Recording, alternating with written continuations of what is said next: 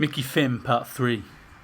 Carla stood outside the coffee shop with a large skinny latte in her hand. Her black brow was clearly visible through her white cotton vest top, further accentuating her already impressive breasts. She had a friendly face, welcoming eyes, a joyous smile, but that was offset by her manly stance, broad shoulders and powerful-looking arms. Arms that could break a man's nose. She looked like a swimmer or a handball player, except she was sucking on a cigarette like a child may suck on a lollipop. Skinny latte. Who was she trying to kid? She'd never be skinny. Her mother called her big boned, but she was just being polite. Big was the word. She watched the world go by and tried to think how she could track down that sleazebag.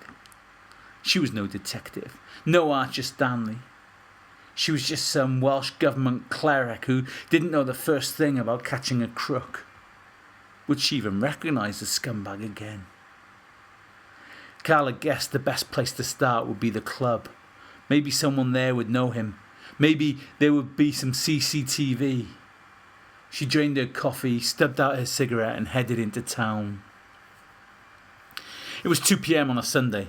The club was closed. Of course it was. Why had she thought any differently? She hammered on the door just in case, but she wasn't hoping for much. The wind whipped down the street. She struggled to light a cigarette. Then she contemplated the situation. The clouds in the sky and the wind on her face told her that a storm was brewing up the channel. Sunday afternoon shoppers scurried back and forth. She looked to see if she could see him amongst the throng, but that was a long shot. Maybe she could call the hospitals. The wanker looked the worse for wear when she'd finished with him. Maybe he dragged himself to A&E. But they wouldn't tell her anything. Patient confidentiality and all that, even if he was a rapist. A seagull roared its disapproval at the wind, the squawk echoing round the buildings. Drops of rain pitter-pattered the pavement. And then the club door creaked open. "We're closed, lady." The voice belonged to a youngish man, mid-20s. He was wearing scruffy, dirty clothes. "Hey, it's Mike Tyson." Carla was confused. "Great right hook on you." "He went down like a ton of bricks." Carla realised she'd been recognised. "Did you know him?" she asked. "Seen him here a few times." He shook his head. "But apart from that, no, not really." "Is your boss around?" The man laughed. "I'm Matt. I am the boss." He held out his hand to her. She shook it. Carla looked at the man more closely. A few wrinkles round his eyes and greying temples. Maybe he was older than first thought. "Any CCTV of the incident?" The man shook his head. "No, it gets wiped at the end of the evening if the police haven't been called." "And you didn't call the police?" "Nah, love. Not worth it." "Can I speak to your doorman?" "What's this, love? Want to say sorry to him, do you?" The man laughed. Carla's phone bleeped in her bag. She ignored it. "No," her voice rose. "I want to get him locked up. He tried to rape me, in your club. If looks could kill, the owner would be dead and buried." "Sorry, love." He held up his hands like Pinprick had done the night before, but this man looked genuinely sorry.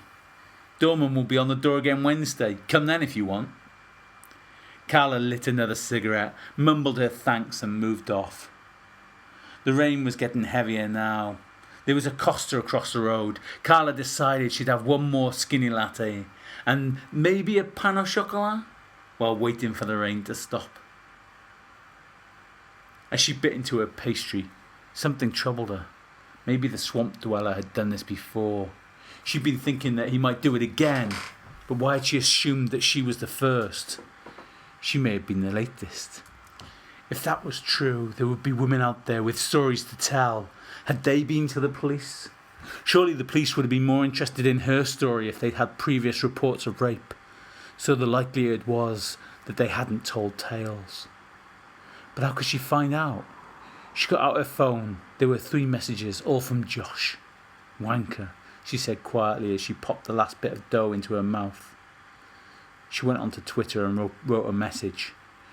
"Was nearly drugged and raped last night in Real Deal. Anyone else had similar experience? DM me, strictest confidence." Did she want to do it under her own name? She scrambled around, opening up a new account, and then sent the message with the hashtag Cardiff and the hashtag Real Deal. Then she tweeted again with a brief description of the dog turd. She'd see what response she'd get. In the meantime, she had to go home. She'd let this consume her all day. It was time to get back to life. She realised she was hungry. All she'd put in her stomach was 3 coffees and a pain au chocolat. She needed some real food, some wine, and a nice hot bath.